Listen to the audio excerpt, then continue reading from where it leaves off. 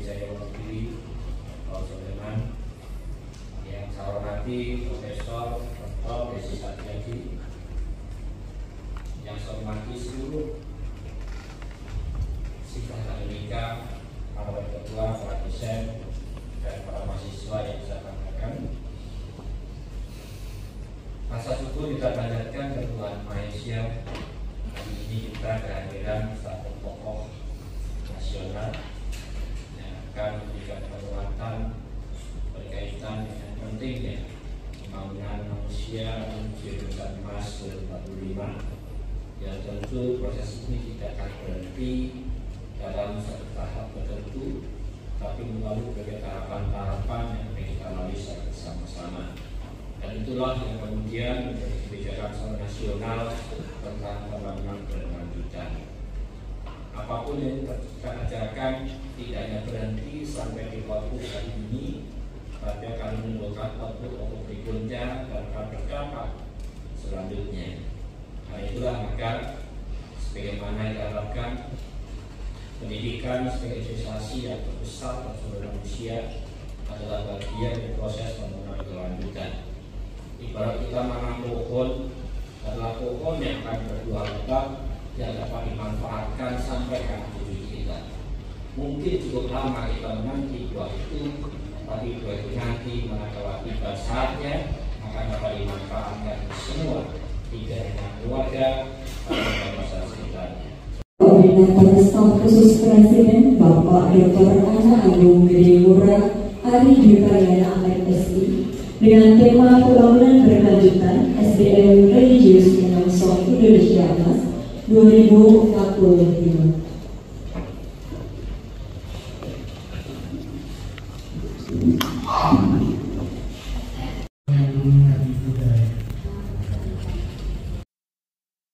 Assalamualaikum warahmatullahi wabarakatuh.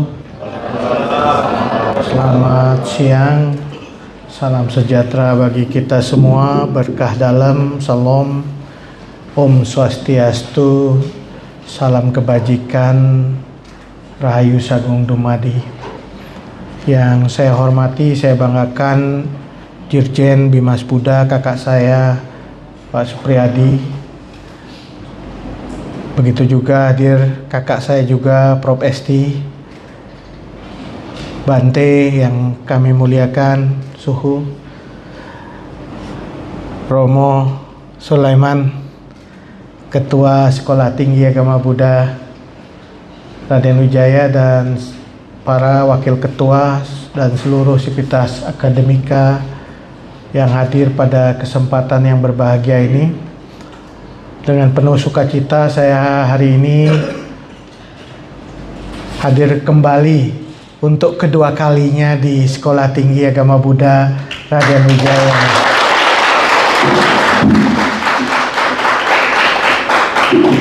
Jadi yang pertama saya hadir atas undangan Prof. Esti. Saya ingat waktu itu siang-siang Prof. Esti ketemu saya di Ambarukmo Hotel di Yogyakarta. Beliau menyampaikan kepada saya bahwa beliau menjadi ketua Sekolah Tinggi Agama Buddha Raden Wijaya dan mengundang saya untuk hadir pada waktu itu untuk memberikan semacam kuliah umum sambil nengok-nengok suasana kampusnya. Dan ternyata ada udang di balik batu ya.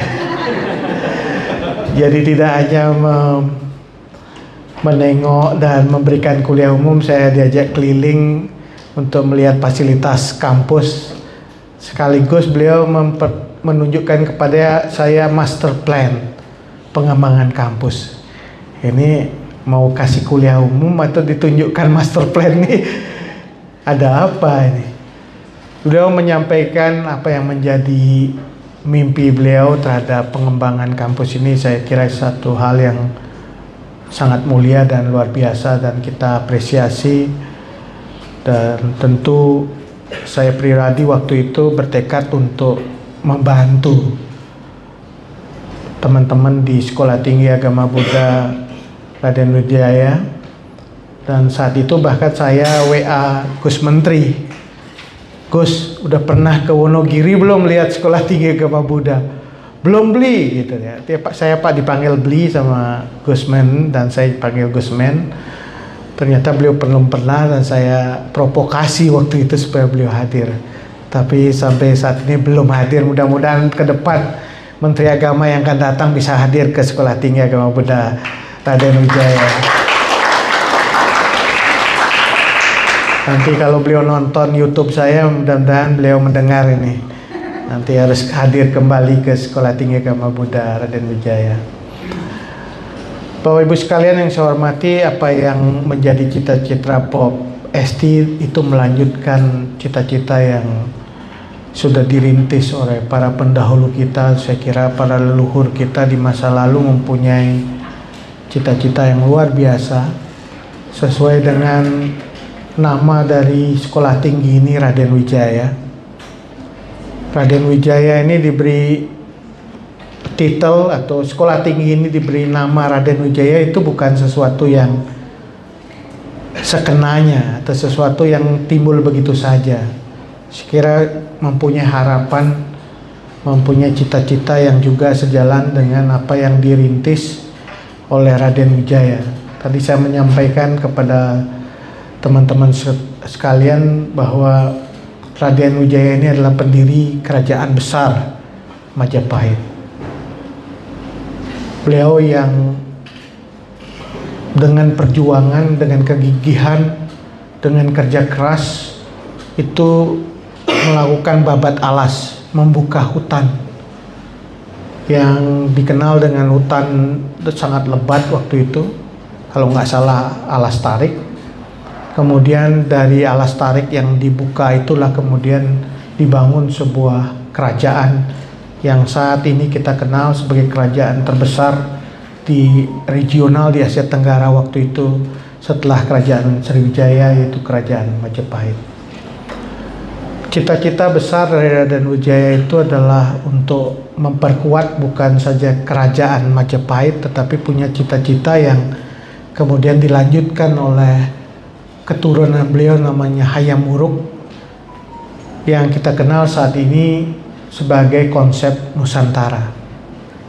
Jadi konsep Nusantara itu, saudara sekalian kalau membuka sejarahnya, itu lahir di masa Majapahit. Kemudian sebelumnya di era Kertanegara bahkan muncul konsep yang memang dibangun dalam konsep Mandala, yaitu Cakra Mandala Dwipantara, sebuah konsep yang dirumuskan oleh Raja Kertanegara di masa Singosari dan Kediri. Inilah menjadi politik gagasan yang utama sekali yang kita warisi sampai saat ini, konsep Dwipantara dan Nusantara itu.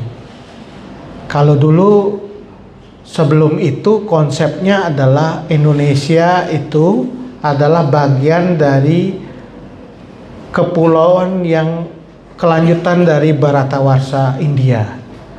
Jadi Jambu Dwipa itu memiliki ceceran dan kemudian sampai ke pulau-pulau yang ada saat ini yang kita kenal Indonesia. Walaupun demikian, gagasan lokal mengenai Dwipantara dan Nusantara ini adalah untuk menunjukkan bahwa leluhur kita di masa lalu itu punya satu hal yang kita sering sebut sekarang sebagai local genius. Genius lokal. Orang-orang yang berpikir tidak hanya pada saat itu tapi dia punya visi, visioner ke depan, gagasan-gagasan yang melintasi ruang dan waktu. Mereka lah yang kemudian berpikir bahwa pulau-pulau yang tercecer ini adalah pulau-pulau yang terpisahkan oleh laut tetapi menjadi satu kesatuan yang utuh secara geopolitik, dan itu namanya Dwipantara atau Nusantara. Jadi konsepsi geopolitik itu pertama kali dibangun pada saat Kertanegara dan diteruskan di masa Hayam Wuruk.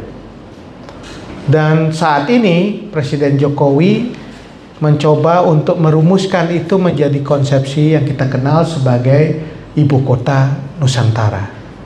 Jadi nama Indonesia itu sebenarnya bukan sesuatu yang otentik kita.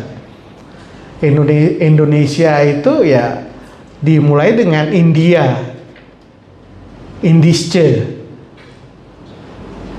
Kalau Anda pernah mendengar Indische Vereniging gitu ya, satu perusahaan Asia Asia Timur ya, yang dibentuk oleh pemerintah kolonial Belanda, tapi dihubungkan dengan India. Tapi itu konsepsi yang bukan menjadi gagasan dari para pendahulu kita, leluhur kita. Leluhur kita membangun suatu konsep namanya Nusantara. Bapak Ibu sekalian yang saya hormati, adik-adik, dengan rasa bangga terhadap warisan pemikiran dari para leluhur itu, saya kira kita bisa meletakkan apa yang kita harus lakukan hari ini dan masa depan. Walaupun leluhur kita itu mempunyai kemampuan untuk merumuskan satu konsepsi besar, pertanyaannya adalah apakah generasi saat ini juga mampu atau mau merumuskan sesuatu yang sebesar apa yang dilakukan oleh para leluhur kita itu. Itu pertanyaan besar kita. Mampukah kita melakukan itu? Tentu ini kembali ke hati kita masing-masing. Apakah kita sebagai generasi penerus akan bisa memiliki kemampuan local genius, yang memiliki kemampuan untuk menjadi pemikir besar yang melintasi ruang dan waktu atau tidak? Tantangan itu harus kita jawab dan kita gunakan untuk melihat apakah kita akan mampu mewujudkan pada hari ini dan ke depan. Saudara sekalian, Nusantara yang diwarisi oleh para leluhur kita itu memiliki sebuah kekayaan yang luar biasa besarnya. Bahkan kita sebut sebagai superpower. Superpower yang pertama adalah superpower dalam kekayaan sumber daya alam. Kita memiliki kekayaan sumber daya alam yang luar biasa yang tidak dimiliki oleh bangsa dan negara lain. Kita mulai memiliki gunung-gunung berapi. Kita dilintasi oleh Sirkum Pasifik dan Mediterania. Gunung-gunung api yang berderet-deret di lintasan Khatulistiwa ini. Tapi menurut saya bukan sekedar gunung. Gunung itu memberikan kepada kita kemakmuran. Tidak ada kalau kita bisa makmur seperti ini kalau tidak ada gunung berapi.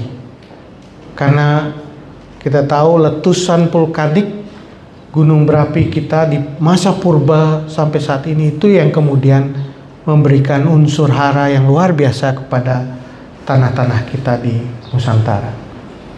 Gunung itu juga sangat penting dalam kehidupan kita. Kalau kita lihat dalam siklis hidrologis, air lautan yang luas di Samudra Hindia dan teluk-teluk itu diserap ke atas dan dibawa ke gunung dan menjadi hujan.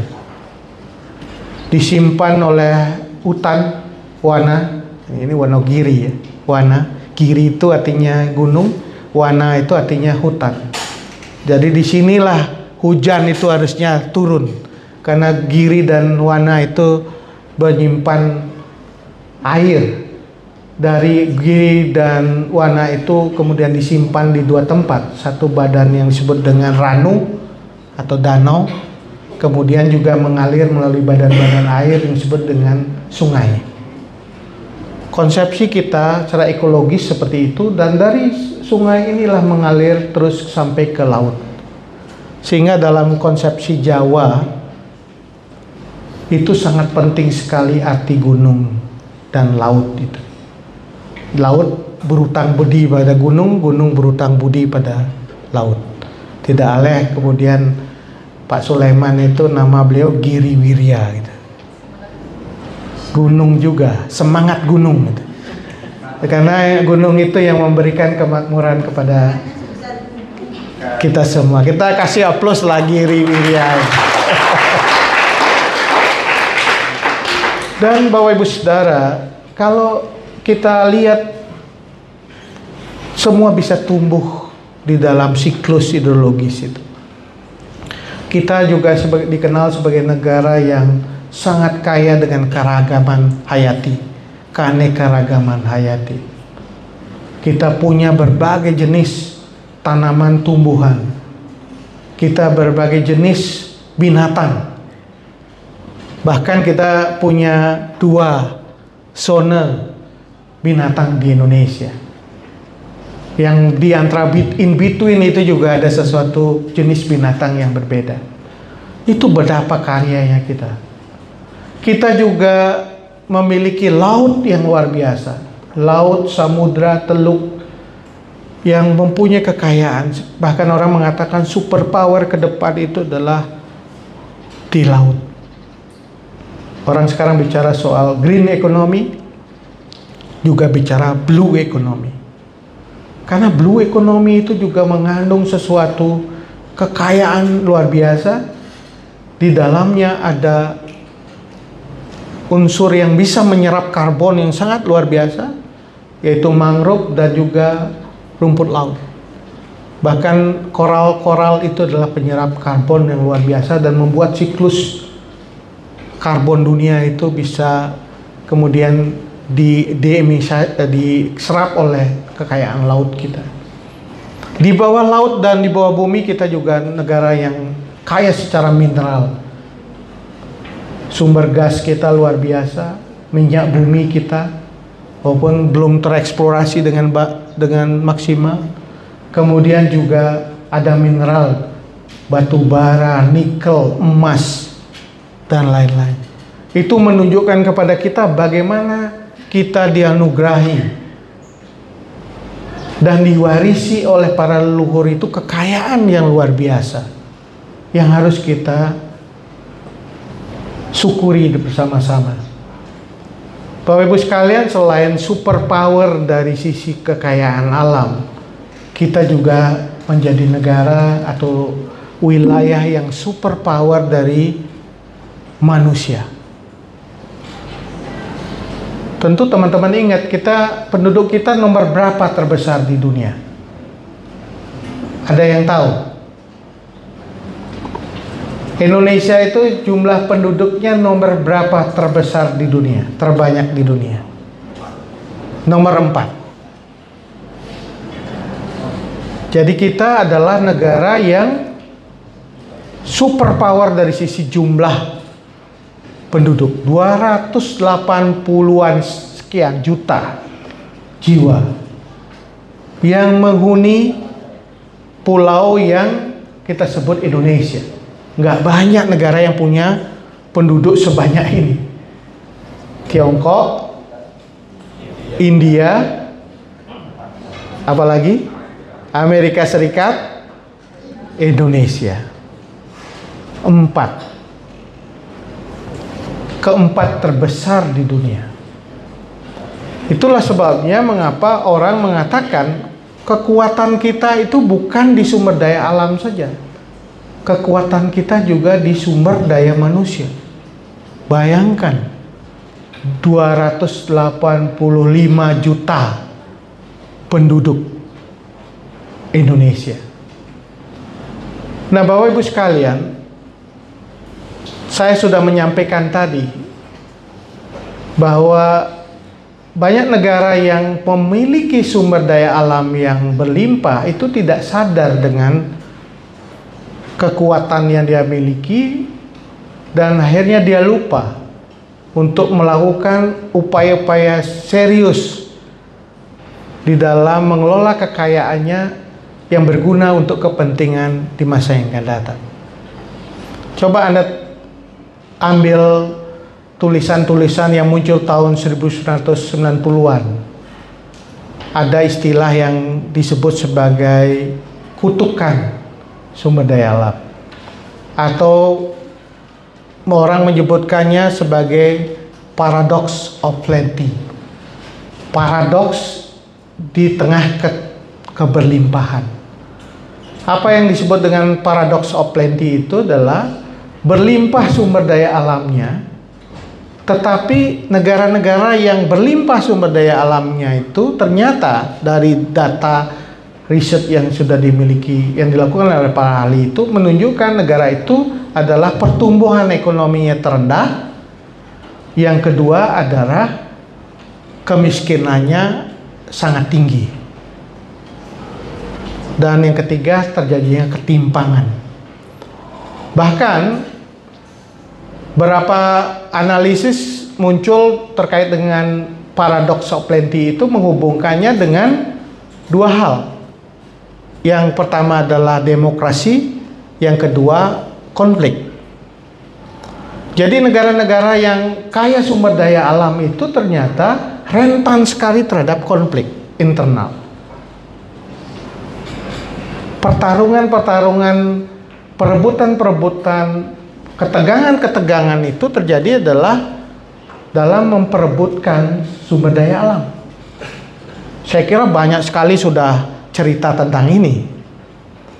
Ujung konflik itu bukan perbedaan suku, agama, ataupun identitas, tetapi ujungnya ternyata perebutan sumber daya alam. Afrika contohnya, Amerika Latin, bahkan di Asia. Di Afrika ada satu film yang mungkin saudara-saudara pernah tonton, yaitu negara yang menghasilkan berlian.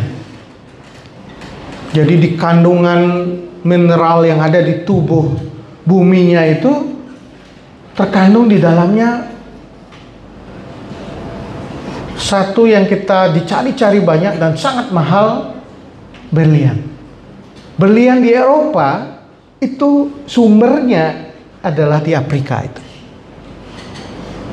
Akibatnya apa? Ketika orang semua mencari berlian, berebut pada berlian, yang akhirnya terjadi adalah konflik. Konflik yang paling mudah untuk digerakkan orang untuk berkonflik adalah menggunakan identitas. Perbedaan suku, perbedaan agama, perbedaan bahasa, itu membuat menjadi pemicu konflik. Tapi sumbernya adalah persoalan-persoalan resources, natural resources. Nah, itu sebabnya mengapa kita harus hati-hati juga. Negara yang kaya sumber daya alam, daerah yang kaya sumber daya alam, sangat rentan terhadap munculnya konflik. Ini pernah kita dianalisis untuk kasus Ambon, untuk Kalimantan, Sulawesi, karena konflik terjadi karena perebutan sumber daya alam. Tapi juga ada yang mencoba untuk menganalisis dari sisi sistem politiknya. Sebagian besar daerah-daerah atau negara-negara yang kaya sumber daya alam ditandai oleh politik yang didasarkan atas rent seeking, pemburu rente. Sehingga sumber daya alam itu justru dieksploitasi, diperdagangkan, dari perdagangan itu dapat rente. Tetapi tidak ada industri yang berkembang. Yang hadir adalah orang yang mendapatkan rente dari perdagangan. Sekarang ini adalah politik yang sama dibangun waktu POC.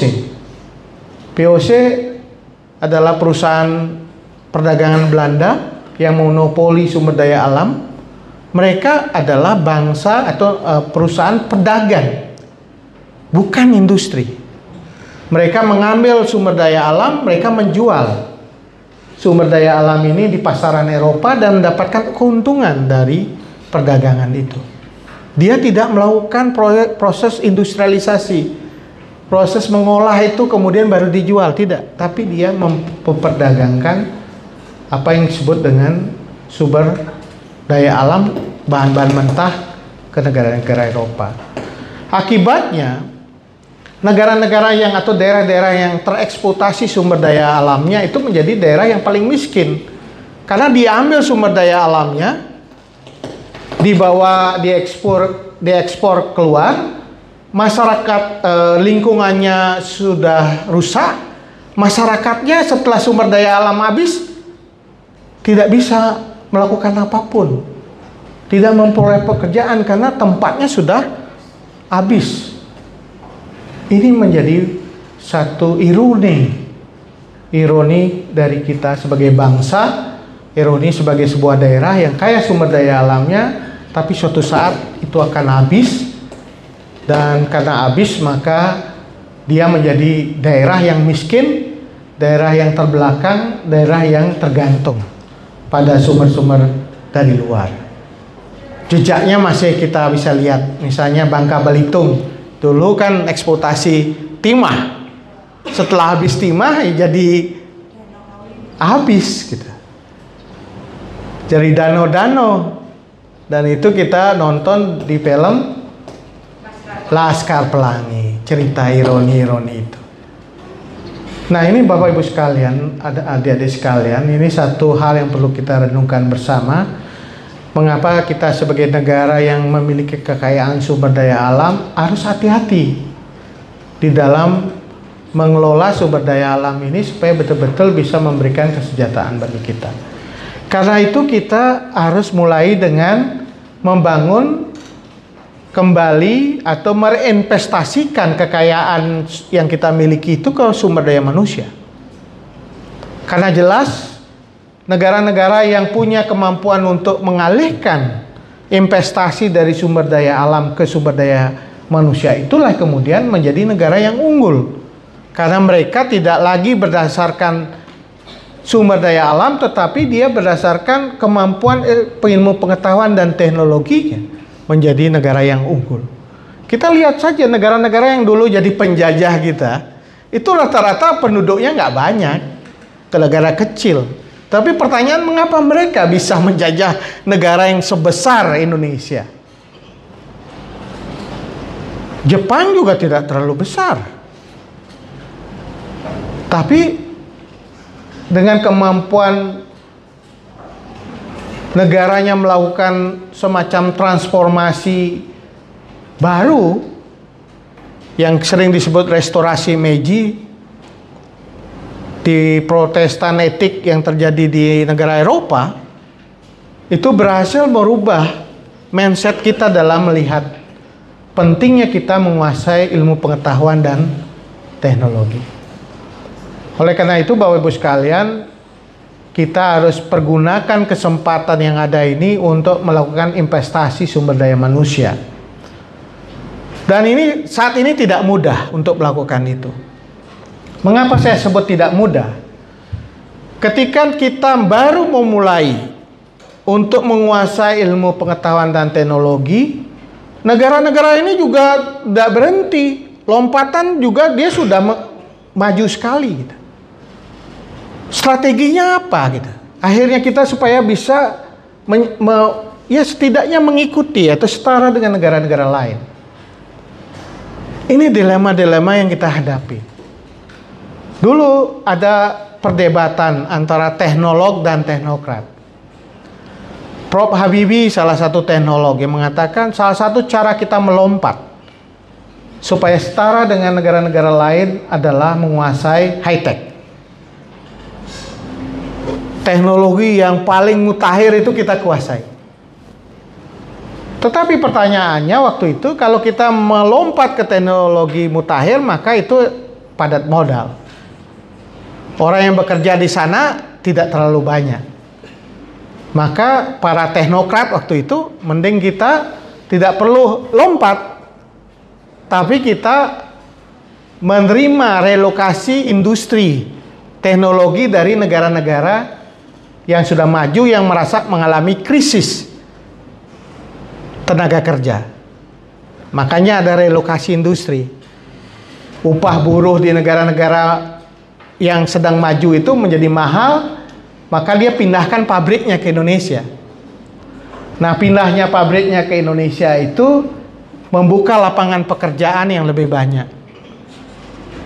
Akhirnya kita berada dalam dua strategi ini, mau high-tech melompat atau kita membuka lapangan pekerjaan yang sebanyak-banyaknya. Ini dilemanya.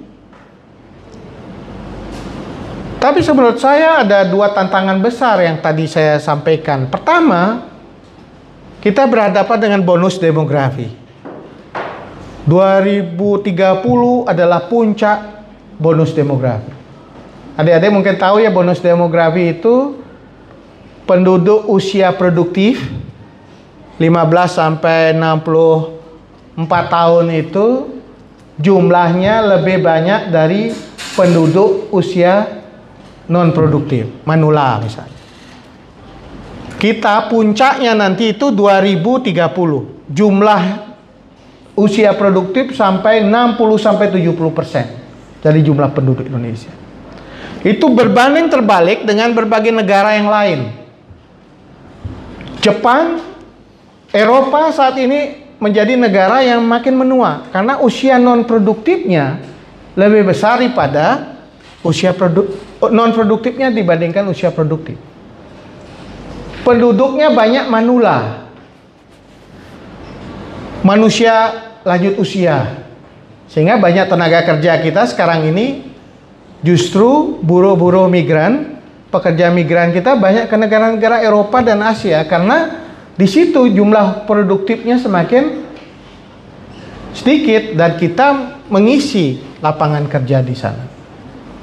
Jadi kalau kita lihat peta demografinya begitu. Bahkan tenaga kerja kita datang ke sana untuk merawat manula. Coba lihat YouTube tentang diaspora Indonesia di Taiwan. Mereka sebagai perawat orang-orang tua di Taiwan. Karena usia penduduknya itu semakin menua. Itu satu, bonus demografi kita mengandaikan 60-70% usia produktif. Pertanyaannya, ini berkah atau musibah? Dia menjadi berkah kalau 60-70% ini terdidik, bisa menciptakan lapangan kerja atau masuk ke lapangan kerja. Dia bisa menjadi bencana kalau dia tidak punya kemampuan untuk masuk ke lapangan kerja, dan ini memunculkan persoalan baru secara sosial dan politik, pengangguran dan juga keresahan-keresahan sosial yang akan muncul. Satu itu PR kita menghadapi bonus demografi. Yang kedua adalah kemajuan teknologi sekarang ini mengharuskan adanya proses disrupsi dalam berbagai sektor termasuk pekerjaan. Revolusi industri 4.0 yang mengandalkan Internet of Things, Artificial Intelligence, Virtual Reality, semua menghadirkan otomatisasi. Jadi kalau kita bicara soal revolusi industri itu menambah atau mengurangi pekerjaan? Sekarang Bapak Ibu sekalian, coba lihat di berbagai data, berita, ada pekerjaan yang sekarang ini ditinggalkan, ada pekerjaan yang baru muncul. Pekerjaan yang ditinggalkan apa misalnya? Teller bank itu sekarang nggak ada lagi, berkurang. Coba ke bank-bank sekarang sudah punya apa yang disebut dengan mobile banking. Orang nggak perlu lagi narik uang ke bank, ada ATM. Tidak perlu lagi transfer ke bank karena sudah ada mobile banking. Pekerjaan yang nggak perlu lagi dilakukan. Akuntan gitu. Sekarang sudah ada platform yang digunakan untuk akuntansi. Pekerjaan-pekerjaan ada yang usang, tetapi juga ada pekerjaan baru yang bermunculan, emerging job. Nah, pertanyaan sekarang, apakah kita siap dengan perubahan itu atau tidak? Mengantisipasi perubahan itu atau tidak? Apakah kita tetap dengan cara lama, ataukah kita menggunakan cara-cara baru untuk melihat perubahan-perubahan itu?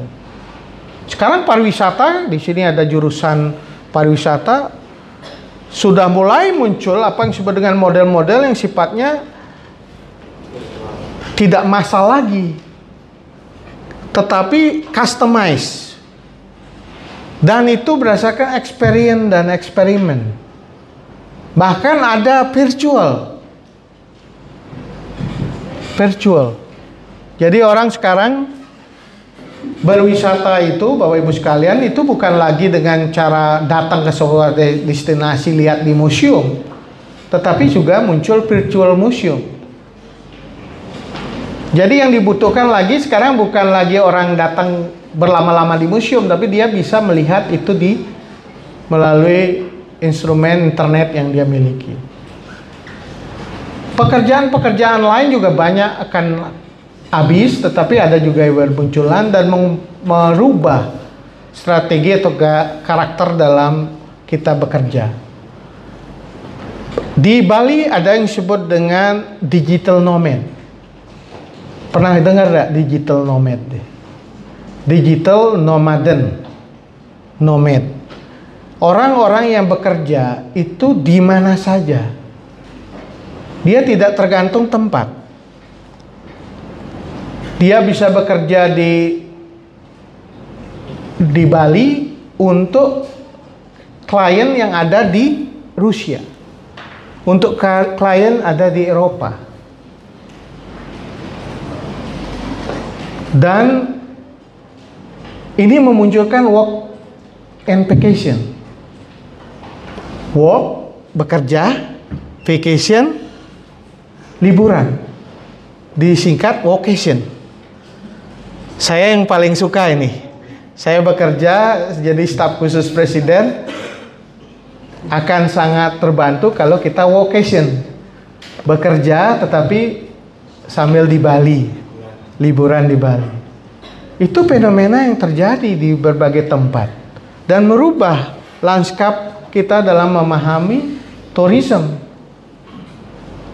Dan apa yang dibutuhkan oleh di digital nomad dan vacation itu adalah tempat untuk bekerja, working space, internet kenceng, habis dia internetan nyemplung ke kolam renang, bangun lagi, makan, murah sekali dia. Tapi itu karakter atau gaya baru di dalam pariwisata sekarang ini muncul, dan stay-nya lebih lama. Kalau dulu kan orang datang vacation, kembali work, ya kan, bekerja. Pokoknya kembali ke tempatnya kerja keras, nabung, vacation. Sekarang nggak perlu lagi vacation sambil bekerja. Dirjen enak itu Pak, pilih itu Pak. Apa nggak usah ngantor, sudah pakai ya, aplikasi saja gitu. Tapi bekerja, Bapak bisa di seluruh Indonesia. Nah ini fenomena yang menarik kita bisa lihat. Digital nomad yang kemudian menghasilkan fenomena baru dalam pariwisata. Kemudian ada yang baru lagi setelah pandemi, namanya gig economy. Pernah dengar nggak? Gig itu manggung. Pernah dengar nggak adik-adik? Gig economy. Coba Pak Presiden kemarin meng-highlight juga gig economy ini. Gig economy ini menarik karena ini muncul pasca pandemi. Orang itu malas ngantor, malas untuk komitmen kerja, kontrak yang sifatnya rutin, jangka panjang. Jadi setelah pandemi kan kita kebanyakan kerja dari work from home kan? Work from home dan work from Bali kalau saya. Work from home itu enak sekali kan? Kerja sambil kita bisa melatih adik-adik kita atau anak-anak kita ngerjain PR, bantu istri kita masak, bisa bersosialisasi, work from home. Nah, ternyata 2 atau 3 tahun pandemi itu merubah mindset kita. Ternyata nyaman juga ya kerja begini ya. Sehingga orang nggak mau punya kontrak jangka panjang dia. Pokoknya kita yang enak santai aja deh. Kalau kita mau kerja, kalau nggak dapat duit nggak apa-apa gitu. Akhirnya muncul kerja yang kita sebut sebagai paruh waktu. Walaupun paruh waktu yang lain juga terjadi di masa lalu kan. Tapi ini orang yang secara sadar memilih untuk kerjanya paruh waktu. Kalau dia manggung aja dia dapat duit gitu. Kalau nggak manggung, santai dia. Nah, sekarang pekerjaan gig ekonomi ini mulai muncul. Misalnya transportasi online. Ya, kalau kita mau ngambil klien ya mau, kalau nggak usah. Data scientist, programmer, animasi, itu gig ekonomi. Nah, artinya ada juga kecenderungan seperti ini. Pasca pandemi, orang tidak mau kerja full time. Dia mau lebih santai. Nah, apa yang ingin saya sampaikan kepada Anda, dunia saat ini sedang mengalami proses transformasi yang luar biasa. Berkaitan dengan revolusi industri 4.0, berkaitan dengan kompetisi kita semakin ketat karena bonus demografi. Kemudian kita berhadapan dengan gig ekonomi, karakter kita berubah, mindset kita berubah. Pertanyaannya, kita berhadapan dengan ini harusnya seperti apa? Makanya saya ingin sampaikan, tadi Pak Dirjen sudah mengingatkan kepada kita, Sekolah Tinggi Agama Buddha Raden Wijaya harus bisa jadi model ke depan. Bahwa kebutuhan-kebutuhan perubahan agility kita terhadap perubahan itu harus jadi wawasan kita di dalam melihat, memandu anak didik kita. Tetapi jangan kehilangan dua hal yang penting sebelum tadi berbicara tentang buah. Buah itu adalah sesuatu yang kita inginkan. Buah itu nanti akan menetas, matang, kemudian memunculkan buah-buah yang baru, bibit-bibit yang baru, bunga-bunga yang semerbak dan lain-lain. Tapi ingat dua hal yang penting. Pertama adalah akar kita, dan kedua adalah achievement atau keinginan kita untuk berprestasi, menjulang tinggi.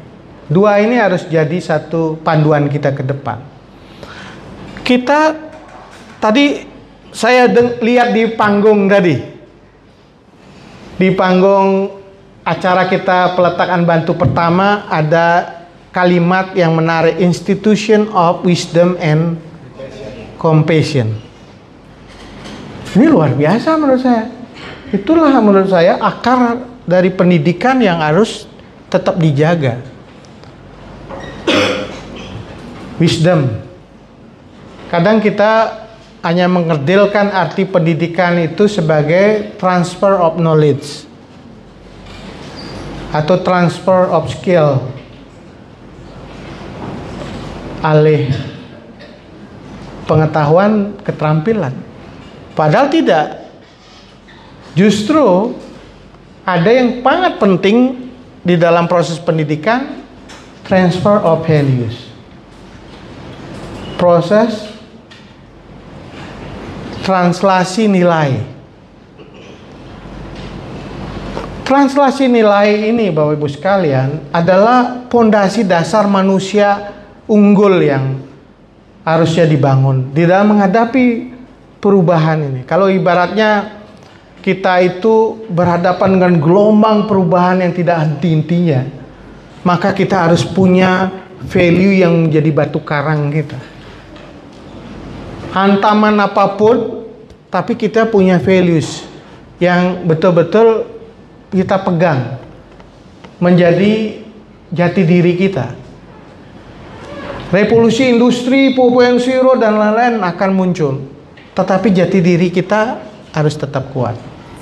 Apa itu jati diri? Kita rumuskan sama-sama. Institution of Wisdom. Ini kata-kata yang luar biasa yang menurut saya juga di dalam kasanah Hindu Bali ini muncul dari tujuan dari pendidikan itu Weweke Widya Jenana Wicaksana. Wicaksana. Kata lain dari wisdom. Jenana Widya, Weweke Widya, bagaimana okal pikiran itu diasah, kemudian juga memperkuat pengetahuan kita, tetapi juga pada sisi yang lain harus mencapai yang disebut dengan jenana wicaksana, kebijaksanaan. Karena orang pandai, orang pintar itu beda sekali dengan orang yang bijaksana. Karena pengetahuan yang luar biasa yang sekarang ini kita miliki, itu harus punya panduan. Kemana pengetahuan itu akan ditujukan, untuk siapa pengetahuan itu untuk ditujukan. Kemajuan teknologi luar biasa, kita akan mengejar itu setinggi-tingginya. Tapi pertanyaannya kembali, pertanyaan filosofis, untuk siapa itu? Teknologi yang luar biasa bagusnya, majunya itu untuk siapa? Harus dibawa ke pertanyaan itu.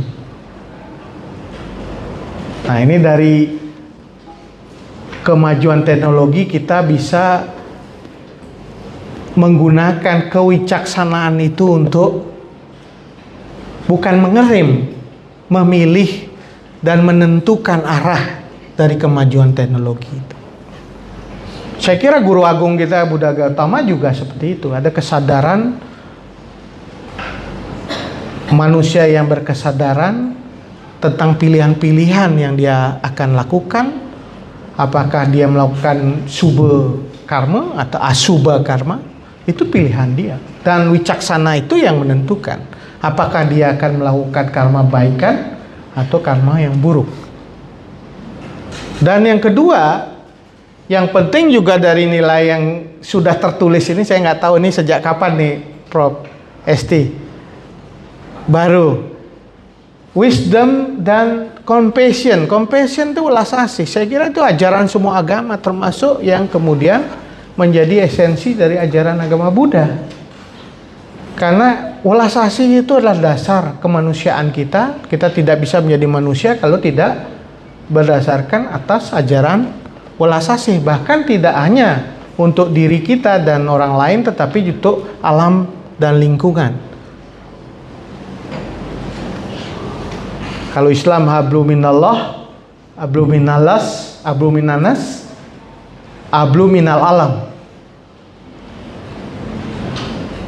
Ke atas perayangan, pawongan, pelemahan. Jadi compassion itu harus dijawantahkan tidak hanya vertikal ke atas, bakti, rasa bakti kita kepada Sang Yang Widiwasa atau Guru Agung kita, tetapi juga horizontal yang kemudian kita sebut sebagai cinta kasih pada sesama. Kita peduli dengan berbagi. Itu konsep-konsep yang sekarang ini menjadi esensi dari kehidupan kita, ditambah lagi dengan satu penghormatan dan pemuliaan kita pada alam.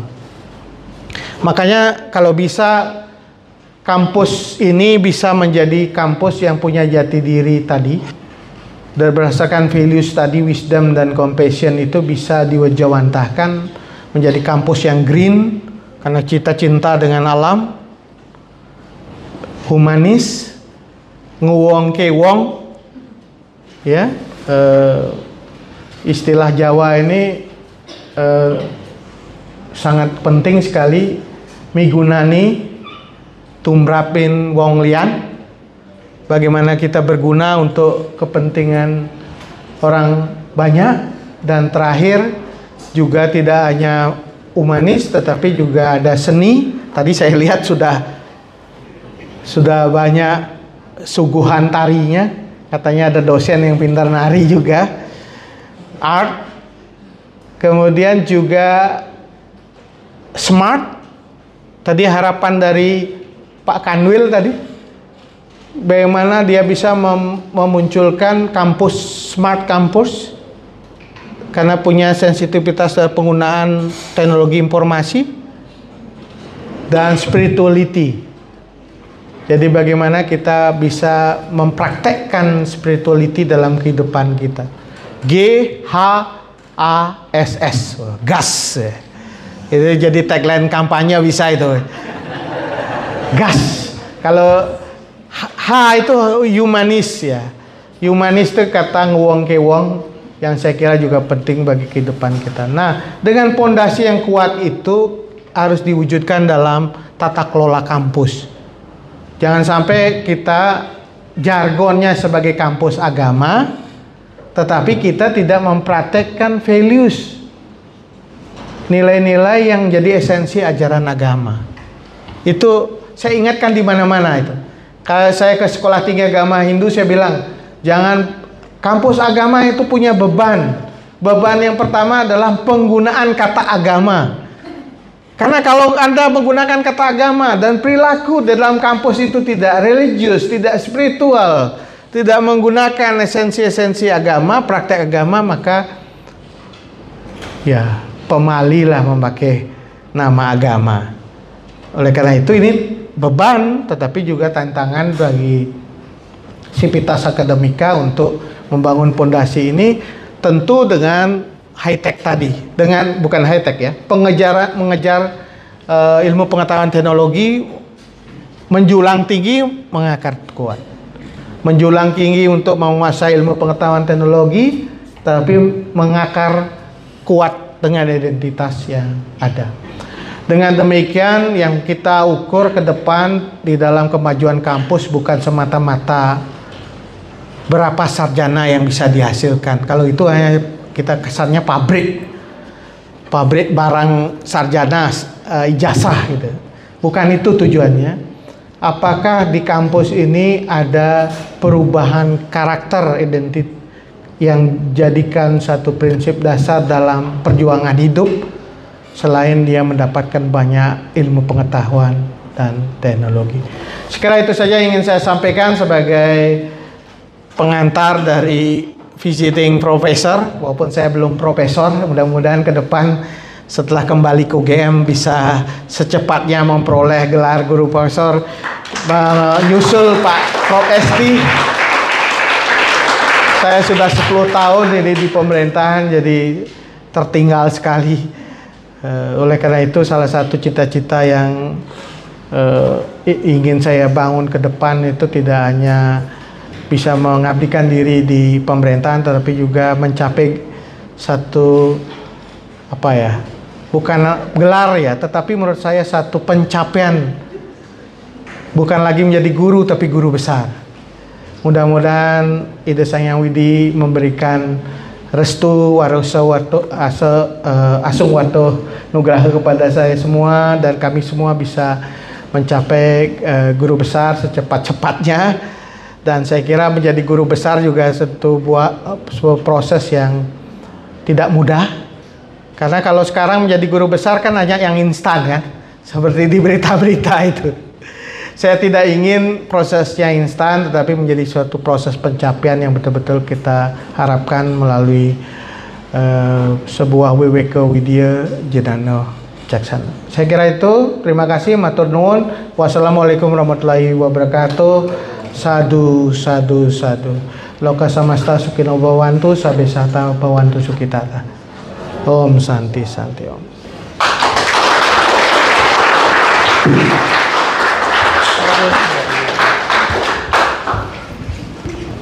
Demikian